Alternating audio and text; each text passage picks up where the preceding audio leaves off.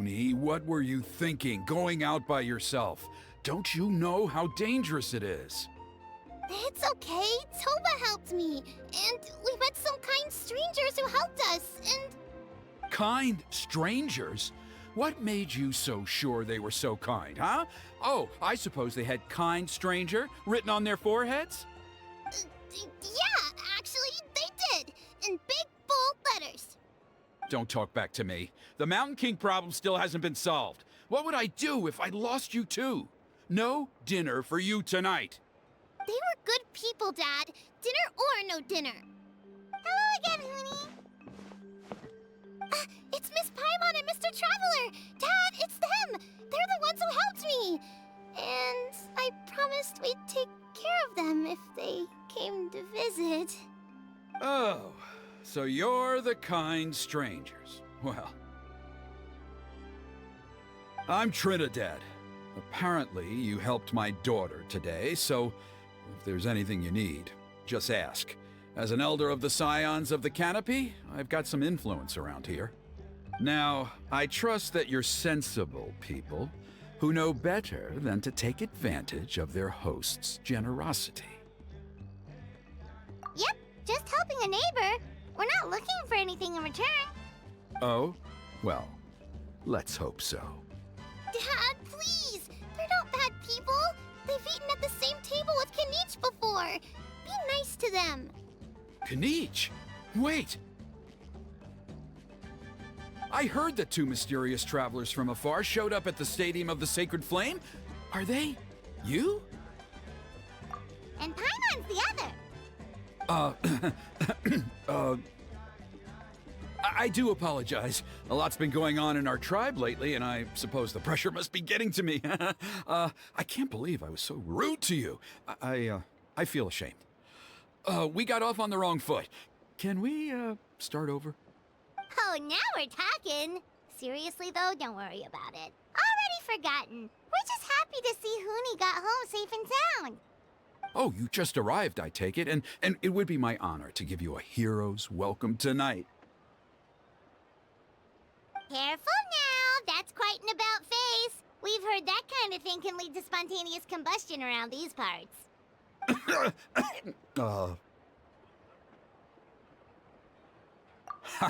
My dear traveler, you are very perceptive indeed. Go inside now, Huni. Dad's got some important business to discuss. Okay, look after Mr. Traveler and Miss Paimon. They're very special guests. Well, we'll hear you out, but we can't make any promises that we'll be able to help. Well, this is a matter of utmost importance. Please, allow me to explain. For many years, our tribe has celebrated the Turnfire Night. It is a traditional ceremony among the Scions of the Canopy in which we remember our ancestor, Burkina, and his companion, Kangamato, the Mountain King. Burkina was a hero who bore the ancient name Malipo, and Kangamato was a powerful Yupanqui warrior. Together, they fought against the Abyss. They were victorious, but it came at a great cost. Burkina paid with his life. The Mountain King survived, but was contaminated by the Abyss, and he remains in hibernation to this day. Normally, Yupanqui never live longer than a century. It is possible that the abyssal power is responsible for his unnaturally long lifespan. Oh, that's right. The Mountain King is a living symbol of our glory, but even this glory comes at a price.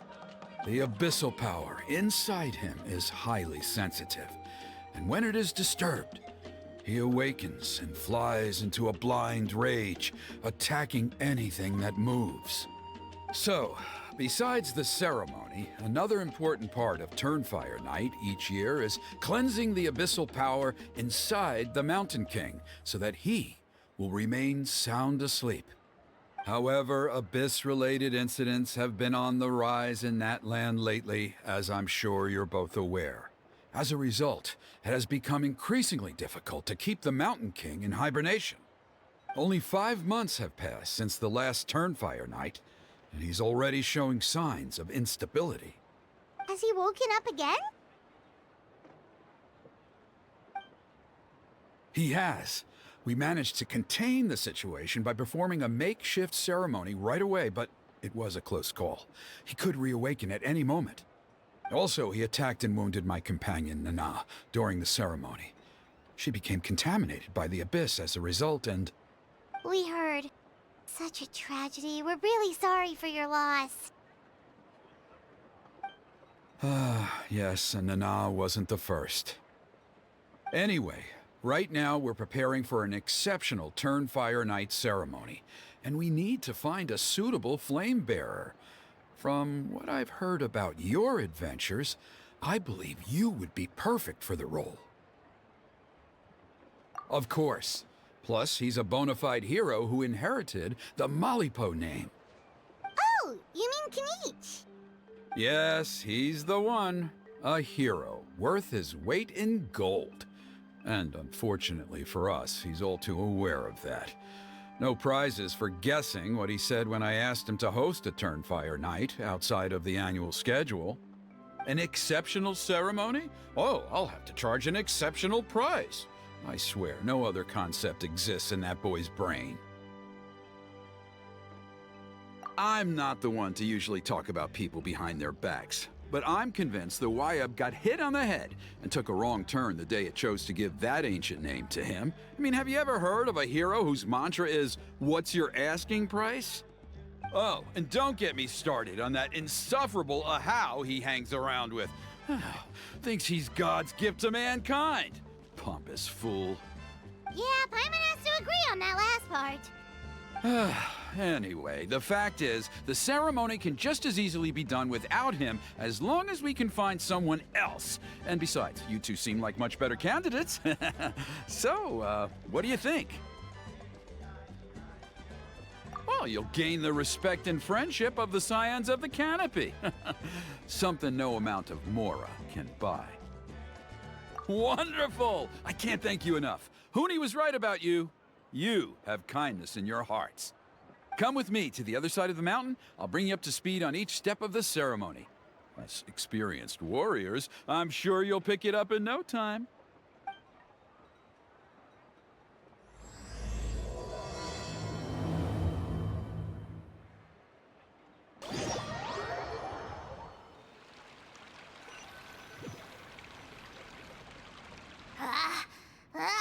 Achoo! Curses! Who dares insult the great Kahul Ahau behind his back? Oh, great Kahul Ahau, bless you. Shut your filthy mouth, worm of the abyss! Your putrid words defile the air we breathe. You make the almighty Dragon Lord, Kahul Ahau, sick to the stomach! Speaking as a member of the Abyss Order, that's music to my ears. Exactly the kind of reaction we're going for. But on a personal level, I gotta say, it's pretty hurtful. Ugh, never have we heard such brazen blustering from someone who is inches from death! Up yours, Four Eyes! We spit in your face! Okay, well, that I am at a loss to explain. How do I manage to stay so chirpy and cheerful? I can only guess it's some kind of powerful magic. But I digress. Mr. Kinich, I admit it, you, sir, are a legendary hunter. Still, the only reason you caught me is that I was reluctant to run away. You see, I'm very interested in the lore of your tribe. Okay. Is that it? Kay? Aren't you intrigued to know what it is about you guys that prompted a visit from the Abyss? It's the extreme sports! The other day, I narrowly avoided getting hit by a very brave soul who just leaped off a cliff. I think you call it bungee jumping? Anyway, I was very impressed. That is what I call embracing the spirit of adventure. Look, I even did a painting inspired by the bravery and freedom of the Scions of the Canopy. You scum-sucking swine! I swear, if you go bungee jumping, it'll be without a rope! Head first off the tallest cliff, with a band of hunters on your tail, and nowhere left to run, and a bottomless cesspit waiting for you on the ground.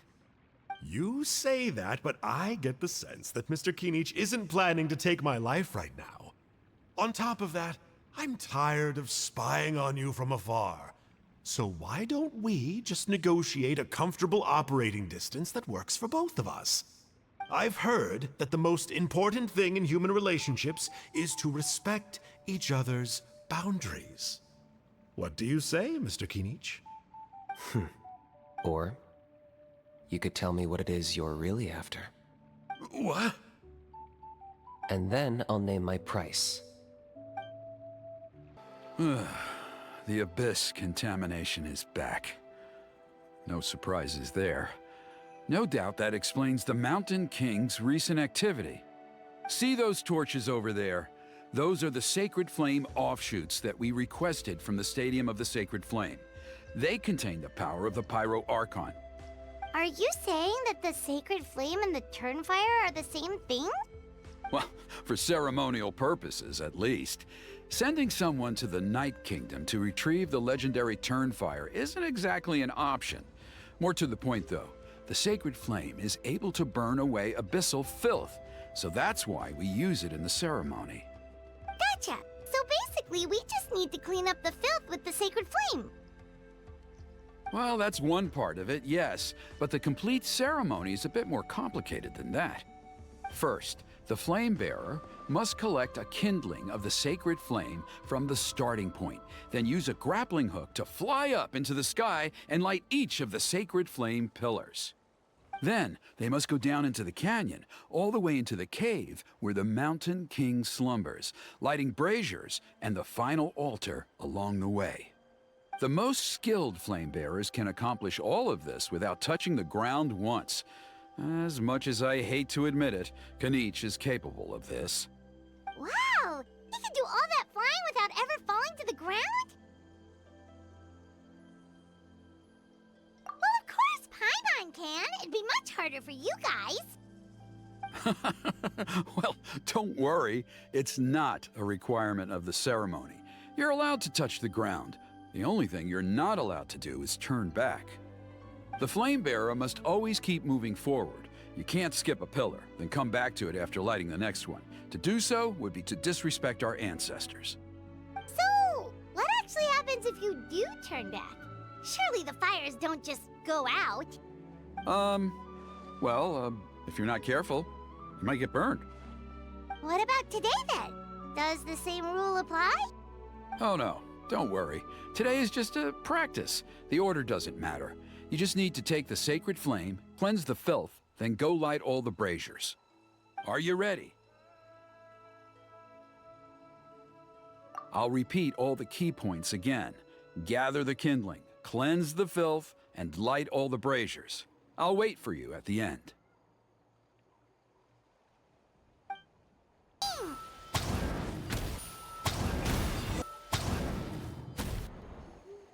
I knew I was right about you. You have outperformed all of the other previous candidates.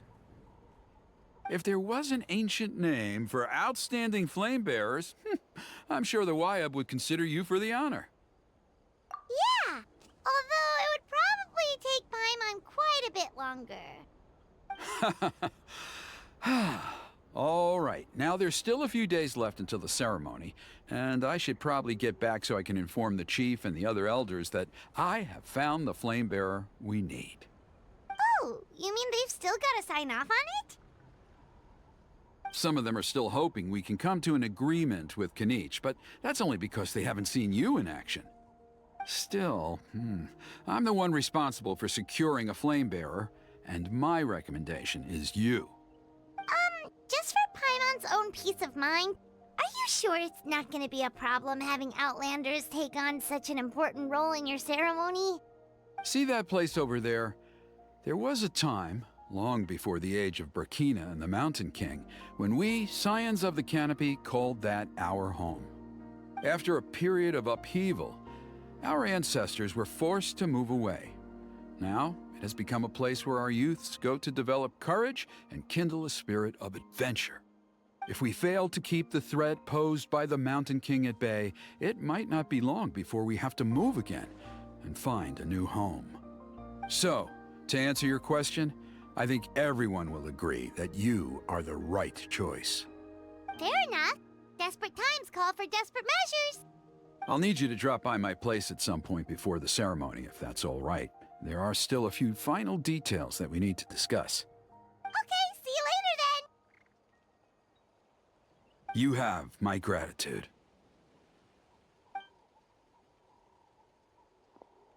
We've helped out with a lot of other local festivals before, but this one feels a little different. Anyway, let's take a break before heading back to Trinidad's place.